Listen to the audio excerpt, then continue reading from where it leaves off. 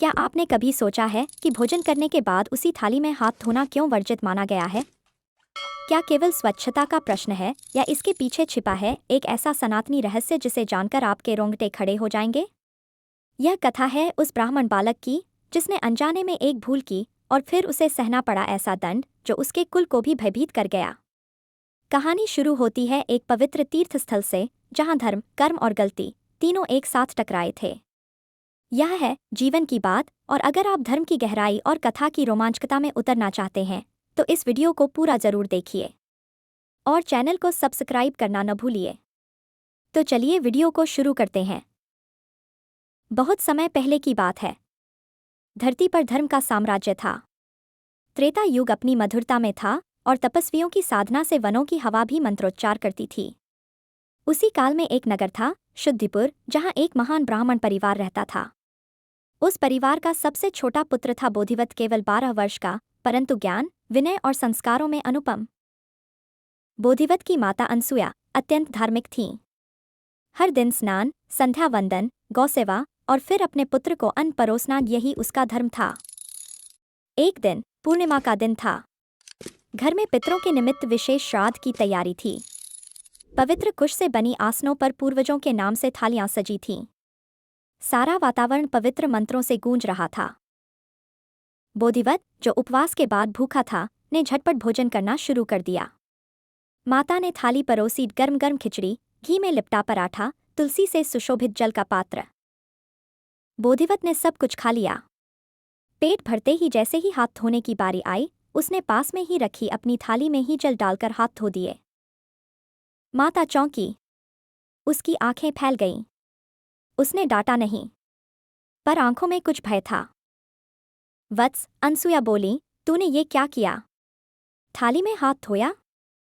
बोधिवत ने कहा, माता, जल पास में नहीं था और थाली में तो बस थोड़ी खुरचन थी। क्या इसमें दोष है? माता का मुख पीला पड़ गया। उसने कुछ नहीं कहा, बस थाली को देखा और फिर सिर झुका लिया। उस रात कुछ अनोखा घटा। रात्रि के अंतिम प्रहर में बोधिवत को एक स्वप्न आया। वह एक अंधकारमयी भूमि में खड़ा था। उसके चारों ओर राख उड़ रही थी। उसे लगा जैसे किसी ने उसे घसीटते हुए यमलोक में खड़ा कर दिया हो। वहां एक सिंहासन पर बैठे थे यमराज, काले वर्ण, तीव्र नेत्र, और उनके पास खड़े थे 2 गण। यमराज बोले, बोधिवत, तू ब्राह्मण पुत्र होकर अन्न का अपमान करता है। क्या तुझे ज्ञात नहीं कि अन्न देवता स्वयं विष्णु के अंश हैं?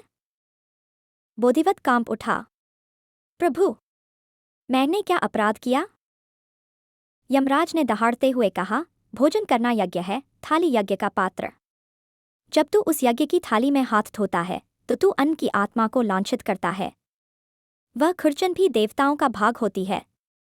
तुझसे वह अपवित्र हो गई और आज तूने यह गलती पितृपक्ष के दिन की है।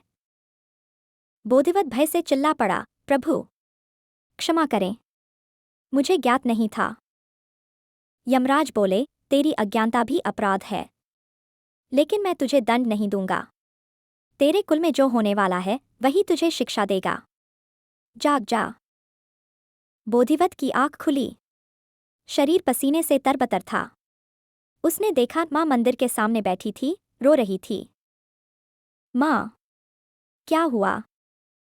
अनसुया बोली, रात को पितरों की ज्योति बुझ गई। ऐसा पहली बार हुआ है। मैंने वह थाली धोकर तुलसी को अर्पित कर दी थी, पर तुलसी भी मुरझा गई। बोधिवत को झटका लगा। उसने मां को स्वप्न बताया। मां सन्न रह गई। उसी दिन सुबह एक वृद्ध ऋषि महातपस्वी अष्टदत्त नगर में आए। वे वर्षों तक कैलाश के समीप तपस्या कर चुके थे। उन्होंने आकर सीधे बोधिवत को बुलाया। वत्स, तेरा अपराध पितरों से जुड़ा है। इस जीवन में तूने अन्न की आत्मा को ठेस पहुंचाई है। जब कोई व्यक्ति भोजन के बाद उसी थाली में हाथ धोता है तो वह 3 दोषों को आमंत्रित करता है: अन्न अपमान दोष, जल अपवित्रता दोष और पितृविरोध दोष। बोधिवत ने कांपते हुए पूछा, क्या अब मेरे कुल को संकट है? ऋषि बोले, इस भूल का परिणाम तत्काल नहीं, धीरे धीरे आता है। पितरों की कृपा छिनने लगती है, घर में दरिद्रता, क्लेश और रोग बढ़ते हैं। परंतु अभी सब कुछ समाप्त नहीं हुआ। यदि तू इस दोष का शुद्धिकरण करे तो पितरों की कृपा पुनः प्राप्त हो सकती है। बोधिवत ने हाथ जोड़ लिए, ऋषिवर, मुझे मार्ग दिखाइए। ऋषि बोले, मार्ग है, पर सरल नहीं। तुझे अन्न की आत्मा को प्रत्यक्ष रूप से प्रसन्न करना होगा। अन्न की आत्मा? वह कौन है? वह एक दिव्य स्त्री है। उनका नाम है अन्नवती देवी। वे हर उस घर में निवास करती हैं जहां अन्न का आदर होता है। पर जिन घरों में थाली में हाथ धोया जाता है, वहां से वे क्रुद्ध होकर चली जाती हैं। और फिर आता है विनाश। वत्स बोधिवत, ऋषि अष्टदत्त बोले, अब तुझे उस मार्ग पर जाना होगा जहां सामान्य जन नहीं पहुंचते। अन्नवती देवी स्वर्गलोक में नहीं पृथ्वी पर किसी तीर्थ में वास करती हैं। वे छिपी हैं, एक ऐसी भूमि में जहां केवल वही पहुंच सकता है जिसने अन्न को परमात्मा माना हो, और जो दोषी हो उसे वे पहले परीक्षा में झोंकती हैं। बोधिवत ने पूछा, पर गुरुदेव, मैं वहां कैसे पहुंचूंगा? ऋषि बोले, तू 3 यज्ञ करेगा, क्षमा यज्ञ, अन्न पूजन यज्ञ और भोजनदान यज्ञ। हर यज्ञ के बाद तुझे एक संकेत मिलेगा और वह संकेत तुझे उस भूमि तक ले जाएगा। बोधिवत ने अपने आंगन में प्रथम यज्ञ की स्थापना की। उसने अग्नि में गाय का घृत, तुलसी पत्र और खंडित अन्न समर्पित किया। हे अन्नवती देवी, मुझसे जो अपमान हुआ वह अज्ञानतावश था। मुझे क्षमा करें और मेरी परीक्षा स्वीकारें। जैसे ही अंतिम आहुति दी, अग्नि से एक नन्हा शिशु प्रकट हुआ। उसकी देह गेहूं की तरह सुनहरी थी, आंखें दूध जैसी श्वेत। उसने कहा, मैं क्षमा का प्रतीक हूं। मेरी दृष्टि में तुम अभी दोषमुक्त नहीं हुए। तुम्हें आगे बढ़ना होगा। वह बालक धीरे धीरे पिघलने लगा और धरती में समा गया। उसके विलीन होते ही भूमि से निकली एक कुंजी, उस पर लिखा था, जहां अन्न झरनों में बहता है वहीं देवी की पहली छाया है। ऋषि अष्टदत्त ने बताया, यह संकेत है अन्नगंगा का, एक पवित्र जलधारा जो केवल सच्चे प्रायश्चित करने वालों को दिखती है। बोधिवत अकेला जंगलों की ओर निकल पड़ा। 3 दिन और 3 रात उसने अन्न का त्याग किया, केवल जल और मंत्र। चौथे दिन प्रातः उसके कानों में झरने की मधुर ध्वनि सुनाई दी। वह भागा और पहुंचा एक अद्भुत दृश्य पर, एक झरना जिसकी धारा चावल के दानों से बनी थी। जल जैसा बहाव था, पर हर बूंद में चावल की आभा थी। वहां बैठी थी एक युवती, उसके वस्त्र गेहूं से बने थे, केश चावल की सफेदी जैसे। तुम कौन हो? बोधिवत ने पूछा। मैं हूं अन्नवती की प्रथम छाया, क्षमा की परीक्षा लेने आई हूं। बोधिवत, युवती बोली, यदि तू वास्तव में अन्न का आदर करता है तो एक ऐसा भोजन बनाकर दिखा जिसमें न स्वाद हो, न नमक, न घी, और फिर भी हर पितर तृप्त हो जाए। बोधिवत चौंका। कैसे संभव है? यह तेरा पहला इंद्रिय त्याग होगा। जा, बना कर ला। बोधिवत जंगल के फल और सूखे पत्ते इकट्ठा कर लाया। उसने उन्हें पीसकर एक मिट्टी की कढ़ाई में बिना नमक के पकाया और तुलसी पत्र के साथ थाली में सजाया। वह थाली उस युवती को दी। उसने आंखें बंद कीं। चारों ओर हवा ठहर गई।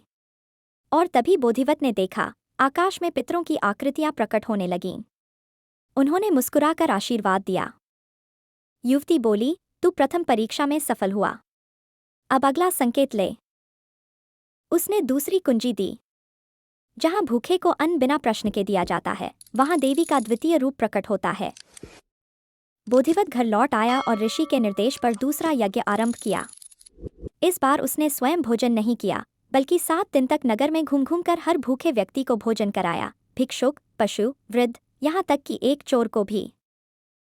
8वें दिन जैसे ही अंतिम थाली उसने एक विधवा को दी, उसके सामने आकाश में से एक दीपक प्रकट हुआ जो बिना तेल के जल रहा था। दीपक ने कहा, मैं हूं अन्नवती देवी की ज्योति। अब तीसरी परीक्षा तैयार है, दान के समय तेरा त्याग कैसा है, यही अब निर्णायक होगा। इस बार उसे अपने घर का संपूर्ण संग्रह, धान, चावल, गेहूं, सब कुछ एकत्र करना था और एक अज्ञात ब्राह्मण को दान देना था। यह ब्राह्मण कहीं से आएगा नहीं, उसे स्वयं पुकारना होगा। बोधिवत ने सब कुछ गोदाम से निकालकर मंडप में रखा और एक बार कहा, हे अन्नवती देवी, आपके दूत को भेजिए। अचानक आकाश में बिजली सी चमकी और वहां प्रकट हुए एक वृद्ध ब्राह्मण, जिनकी आंखों में क्षुधा नहीं, करुणा थी। उन्होंने भोजन देखा और केवल एक दाना उठाया। इतना पर्याप्त है, उन्होंने कहा। जो संकल्प से दिया जाए उसमें मात्रा नहीं भावना गिनी जाती है। उन्होंने हाथ आकाश की ओर उठाया और वह क्षण स्वर्गीय था। धरती कांपने लगी, फूलों की वर्षा होने लगी और आकाश से उतरी वह दिव्य स्त्री अन्नवती देवी स्वयं। अन्नवती देवी की देह शुद्ध धान की चमक से परिपूर्ण थी। उनके वस्त्र में चावल, गेहूं, जौ के रूप अंकित थे। उनकी मुस्कान में असीम करुणा थी। बोधिवत, उन्होंने कहा, तूने भूल की थी, पर तेरी आत्मा ने क्षमा मांगी, अन्न की सेवा की और भूखे को अपना समझा। अब तू दोष मुक्त है। लेकिन याद रख, जो भी भोजन के बाद उसी थाली में हाथ धोता है, वह मेरे शरीर को अपवित्र करता है। अन्न देवता को गंदे जल से अपमानित करना वही है, जो मंदिर में अपवित्रता फैलाना। उन्होंने आशीर्वाद दिया, तेरे कुल में अब कभी अन्न की कमी नहीं होगी। पर इस कथा को जनवरी से जनवरी तक पहुंचाना, यही तेरा धर्म होगा। अन्नवती देवी ने जाते जाते बोधिवत को एक आखिरी वाक्य कहा था। जो थाली में हाथ धोता है, वह भोजन को नहीं, मेरे शरीर को अपवित्र करता है। यह वाक्य बोधिवत के हृदय में अमिट हो गया था। अब उसका एक ही उद्देश्य था, पूरे शुद्धिपुर में यह ज्ञान फैलाना। उसने नगर में एक बड़ा मंच बनवाया, जहां वह प्रतिदिन लोगों को एकत्र करता और यह रहस्य बताता। परंतु लोग हंसने लगे। एक बालक हमें सिखाएगा? भोजन के बाद थाली में हाथ धोने से पाप? ये भी कोई बात हुई? अन्नवती देवी जैसी कोई देवी नहीं होती, बस कल्पना है। बोधिवत का मन टूटा। उसने देखा समाज धीरे धीरे उसी राह पर लौट रहा है जहां अज्ञान था। में एक पंडित था, कृपनारायण। वह प्रतिष्ठित था, परंतु अहंकारी और कट्टर भी। उसे बोधिवत की लोकप्रियता सहन नहीं हुई। एक दिन वह सभा में आया और बोला, बुद्धिमान बोधिवत, यदि तेरे अनुसार थाली में हाथ धोना अन्न की आत्मा का अपमान है, तो क्या हजारों वर्षों से जो ऐसा करते आए, वे सब पापी थे? बोधिवत विनम्र भाव से बोला, पंडित जी, मैं केवल वही कह रहा हूं जो देवी ने स्वयं मुझसे कहा। यह मेरा अनुभव है, मेरी आत्मा की यात्रा का फल। कृपनारायण हंस पड़ा। यदि सच में कोई देवी है, तो उसे यहां आकर स्वयं बता देना चाहिए। क्या वो डरती है? बोधिवत ने आंखें बंद कर लीं। मन ही मन प्रार्थना की, हे अन्नवती देवी, कृपा करें। समाज को सत्य का बोध कराएं। उसी रात नगर में अजीब घटनाएं होने लगीं। सबसे पहले कृपनारायण के घर में अन्न के पात्र में आग लग गई, बिना चिंगारी के। फिर पश्चिम मोहल्ले में कई घरों में भोजन पकने से पहले ही सड़ने लगा। एक वृद्धा, जो रोज अपनी थाली में हाथ धोती थी, उसने देखा कि उसका चावल लाल पड़ गया है, जैसे रक्त लगा हो। लोग घबरा गए। और फिर एक रात नगर के बीचों बीच एक आकाशवाणी गूंजी, अन्न का अपमान रोक दो, अन्यथा मैं इस भूमि को छोड़ दूंगी। और जहां मैं नहीं होती, वहां भूख, दुर्भिक्ष और विद्वेष ही बचता है। लोग थर्रा उठे। कृपनारायण, जो अब तक सबको उकसाता था, भयभीत हो उठा। उसका परिवार बीमार पड़ गया। घर की हर वस्तु में अन्न सड़ने लगा। उसकी पत्नी, जो एक धर्मनिष्ठ स्त्री थी, रोती हुई बोधिवत के पास पहुंची। वत्स, कृपा करो।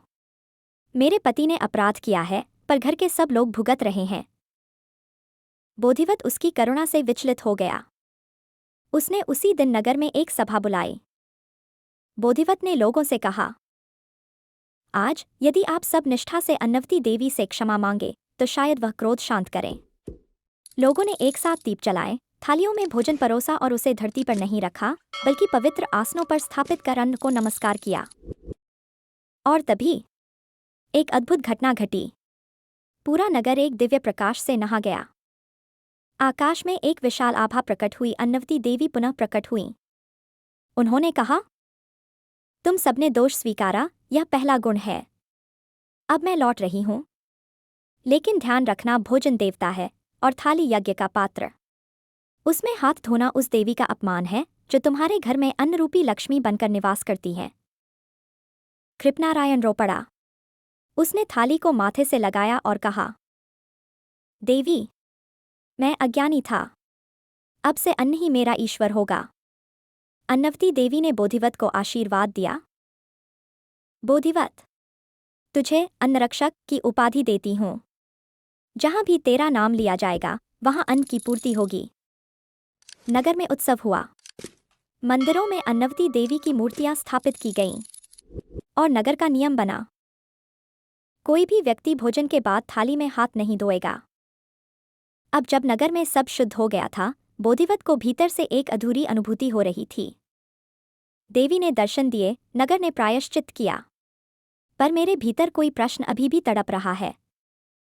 उसने वन में एकांत साधना आरंभ की। 7 दिन और 7 रात तक केवल जल और ध्यान। और तब 8वें दिन अन्न स्वयं प्रकट हुआ। बोधिवत के सामने एक पुरुष प्रकट हुआ, तेजस्वी। उनके वस्त्र धान से बुने थे, वक्षस्थल पर गेहूं की माला और शरीर में हल्दी जैसी आभा। उन्होंने कहा, मैं हूं अन्नभूत, अन्न की आत्मा। तूने अन्नवती के दर्शन किए, पर अब तुझे मेरी परीक्षा देनी है। बोधिवत ने सिर झुकाया। प्रभु, आप मुझसे क्या चाहते हैं? अन्नभूत बोले, जिसे तुमने सम्मान दिया, उसे तुमने केवल पदार्थ समझा। क्या तुम जानते हो कि अन्न केवल पेट भरने वाला नहीं, ब्रह्मा का अंश है? क्या तुम बता सकते हो, अन्न का पहला कण कहाँ से उत्पन्न हुआ था? बोधिवत चौंका। प्रभु, मैंने सुना था कि अन्न धरती से उत्पन्न होता है, वर्षा से सिंचित होकर खेतों में। अन्नभूत मुस्कुराए। भूल। धरती पर जो उत्पन्न होता है, वह केवल प्रतिरूप है। अन्न की उत्पत्ति हुई थी पितरों के श्राप से। बोधिवत हैरान हो गया। कैसे? अन्नभूत बोले, सत्ययुग में एक ऋषि था, वज्रऋषि। उसने यज्ञ में समस्त वस्तुएं समर्पित कर दी, लेकिन जब पितरों के लिए अन्न चढ़ाने की बारी आई, तो उसने मना कर दिया। बोला, मैं अन्न की बजाय ध्यान अर्पित करता हूं। पितर क्रोधित हुए, ध्यान से शरीर नहीं टिकता वज्रऋषि। हमारे शरीर तुम्हारे अन्न पर आधारित थे, तेरा अपमान स्वीकार्य नहीं। और तब उन्होंने शाप दिया, तेरे वंश में जो जन्मेगा, वह तब तक भूखा रहेगा जब तक अन्न को पुनः देवता का दर्जा नहीं मिलेगा। उसी क्षण ब्रह्मा प्रकट हुए और बोले, इस विवाद से उत्पन्न हुआ एक नया तत्व अन्नभूत, जो शरीर और आत्मा दोनों को पोषण देगा। वही अन्न आज भी हर ग्रह में आता है। अब अन्नभूत ने दूसरा प्रश्न किया, तूने यह बताया कि थाली में हाथ धोना पाप है, पर क्या तू यह समझता है क्यों? बोधिवत चुप रहा। अन्नभूत बोले, थाली यज्ञ पात्र है। हर थाली में भोजन के साथ 7 सूक्ष्म शक्तियां निवास करती हैं। वायु स्वाद के माध्यम से, अग्नि पाचन के माध्यम से, अप जल और रस के माध्यम से, पृथ्वी अन्न के कणों से, आकाश थाली की शुद्धता से, मन खाने वाले की भावना से, आत्मा जो भोजन करने वाले में सक्रिय होती है। जब कोई थाली में हाथ धोता है, तो वह इन 7 देवताओं पर मैल और अशुद्धि उड़ेलता है। यह केवल अपवित्रता नहीं, यह ब्रह्मद्रोह है। इसलिए इसका फल केवल इस जन्म में नहीं, 7 जन्मों तक मिलता है। बोधिवत के रोंगटे खड़े हो गए। उसने हाथ जोड़कर कहा, हे प्रभु, अब मैं केवल प्रचारक नहीं, अब से अन्न का साधक बनूंगा। मैं यह ज्ञान केवल शब्दों से नहीं, अपने जीवन से फैलाऊंगा। अन्नभूत बोले, तब तू अंतिम परीक्षा को तैयार हो। तेरे नगर में अभी भी एक विकृति बाकी है, माँ लक्ष्मी का नकार। जहां अन्न है, वहां लक्ष्मी का वास है, पर नगर में अभी भी लोग भोजन को केवल पेट भरने का साधन मानते हैं, लक्ष्मी नहीं। बोधिवत वापस लौटा। नगर शांत दिख रहा था, पर उसके भीतर एक भयावह छिपा जहर था। लोगों ने थाली में हाथ धोना तो बंद कर दिया, पर भोजन को आदर देना, माँ लक्ष्मी की तरह पूजना, यह अभी भी नहीं हुआ था। लोग जल्दी में खाना खाते, थाली झटपट साफ करते, अन्न का दाना जमीन पर गिरता तो उसे फेंक देते। बोधिवत ने देखा, यह अन्न का बाह्य सम्मान है, भीतर से अभी भी अपवित्रता बाकी है। एक पूर्णिमा को बोधिवत ने घोषणा की, कल नगर में एक अग्नि परीक्षा होगी। केवल वही परिवार उस अग्नि को पार कर सकेगा, जिन्होंने अन्न को देवता समझा है। लोगों में डर फैल गया। अगले दिन नगर में एक विशाल अग्निकुंड बना। एक एक करके नगर के लोग उसमें प्रवेश करते, और जो भीतर अन्न का अपमान किए होते, उन्हें गर्मी चुभने लगती, वे जलने लगते, बाहर भाग जाते। केवल वही परिवार अग्नि से पार हो सके, जिन्होंने अन्न का पूरा सम्मान किया। अब समाज को आखिरी सत्य ज्ञात हुआ। अन्न केवल भोजन नहीं, ब्रह्मा है। थाली केवल बर्तन नहीं, यज्ञ का मंडप है। पूर्णिमा की रात थी। पूरा शुद्धिपुर दीपों से सजा था। बोधिवत के संकेत पर नगर के लोग देववन पहुंचे, वही पवित्र स्थान जहां युगों पूर्व वज्रर्षि ने अन्न का अपमान किया था। इस वन के मध्य में एक प्राचीन वेदी थी और वहीं दीपों के मध्य एक चमत्कार घटित हुआ। वेदी पर एक दिव्य पुरुष प्रकट हुए। उनका शरीर गेहूं के दानों से बना प्रतीत हो रहा था और उनके नेत्रों में सूर्य और चंद्रमा का तेज था। वह थे ब्रह्मांड। उन्होंने कहा, मैं वह अन्न हूं जो युगों से शरीरों को धारण करता आया हूं, पर आज स्वयं देह में प्रकट हूं। मैं केवल आहार नहीं, जीवन हूं। सारा नगर स्तब्ध। ब्राह्मण, क्षत्रिय, वैश्य, शूद्र सभी ने सिर झुका दिया। ब्रह्मांड बोले, आज बोधिवत ने अन्न को केवल पूजा नहीं, समर्पण रूप में अपनाया है। पर यह यात्रा अधूरी है। जब तक कोई एक आत्मा अन्न के लिए अपना सर्वस्व न दे दे, केवल प्रचार नहीं, स्वयं को अन्न बना दे। बोधिवत आगे आया। हे ब्रह्मांड, मैं बोधिवत उस अपराध का उत्तराधिकारी हूं जो वज्रर्षि ने किया। मैंने ज्ञान दिया, सेवा की, प्रचार किया, पर अब मैं वचन देता हूं, अपने जीवन का अंतिम श्वास अन्न को समर्पित करूंगा। मैं भोजन नहीं करूंगा जब तक अन्न का हर कण इस देश में सम्मानित न हो जाए। मैं मौन व्रत लूंगा जब तक भोजन के हर दाने को लोग लक्ष्मी का अंश न समझें। और अंत में मैं उस दिन अग्नि में प्रवेश करूंगा जब आखिरी थाली भी अपवित्र हो, ताकि मेरा बलिदान भी अग्नि में अन्न के लिए यज्ञ हो जाए। ब्रह्मांड ने सिर झुकाया। तू ब्राह्मण नहीं, ब्रह्मस्वरूप है। तेरे जैसा कोई सहस्र वर्षों तक जन्म नहीं लेगा। मैं तुझे आशीर्वाद देता हूं। तेरे नाम से एक बोधिवत परंपरा चलेगी जहां हर भोजन से पहले अन्न वंदना होगी। जो तेरा नाम लेगा उसके घर में कभी अन्न की कमी नहीं होगी। और जो थाली में हाथ धोएगा उसे तेरी अग्निष्पद की ऊर्जा तुरंत छू लेगी और उसके जीवन में शांति लोप हो जाएगी। समय बीता। बोधिवत वर्षों तक मौन रहा। उसने अन्न नहीं खाया पर नगर को भोजन करवाता रहा। उसकी देह क्षीण हो गई पर चेहरा तेजस्वी रहा। और फिर एक दिन शुद्धिपुर में एक पापी व्यापारी ने दिखावे के लिए लोगों के सामने भोजन किया और पीछे से थाली में हाथ धोया। अग्नि भड़की। बोधिवत मुस्कराया। अब समय है, व्रत पूर्ण हो। वह देव बन गया। वही वेदी, वही अग्नि और बोधिवत स्वयं अग्निकुंड में बैठ गया। अग्नि नहीं जलाई गई, वह स्वयं जल उठी। लोग रोते रहे पर आकाश से पुष्पवर्षा हुई।